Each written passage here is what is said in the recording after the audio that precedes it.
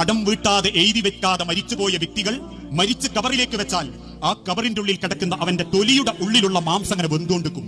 ആ കടം വീട്ടുന്ന കാലത്തോളം. ചില്ലറ കളിയല്ല. അപ്പാരോടും മാരോടും കൂടിയാ പറയുന്നത്. കടം 5 റുപ്യാണെങ്കിലും 1 ഗ്ലാസ് പഞ്ചസാരയാണെങ്കിലും കടം കടാ. മീൻകാരന്റെ 10 റുപ്യ ഓനങ്ങ് കബൂലാക്കട്ടെ എന്ന് നമുക്ക് വിചാരിക്കാം. ഓന്റെ മനസ്സിലും ഓൻ എഴുതി വെച്ചെടുത്തു അതുണ്ടെങ്കിൽ അവനാന്റെ കബർ നന്നാവൂല. ഇന്ന് എത്ര മനുഷ്യന്മാരാ സാന്ദർഭികമായിട്ട് പറയാ ഞാൻ. കടം എഴുതി വെക്കാത്തവരുണ്ട്, അത് വീട്ടാത്തവരുണ്ട്. അള്ളാഹുവിന്റെ പ്രവാചകൻ ഈ വിഷയത്തിൽ പറഞ്ഞ ഒറ്റ ഗൗരവപ്പെട്ട ആയത്ത് വചനം കേട്ടാ പോരെ.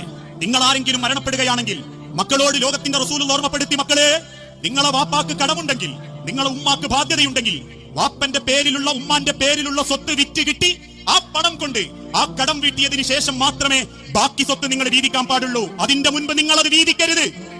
ഇസ്ലാമിന്റെ ഇസ്സത്താണത്. ഇനി അഥവാ അങ്ങനെ വാപ്പാന്റെ സ്വത്ത് വിറ്റിട്ടും വാപ്പാന്റെ കടം തീരുന്നില്ലേ, വാപ്പാന്റെ കബർ ഭംഗിയാക്കാൻ ആഗ്രഹിക്കുന്ന മക്കളെ, ആ കടം വീട്ടാൻ മക്കൾ ഒരുമിക്കണം, മക്കൾ ഒരുമിച്ച് കൂടണം.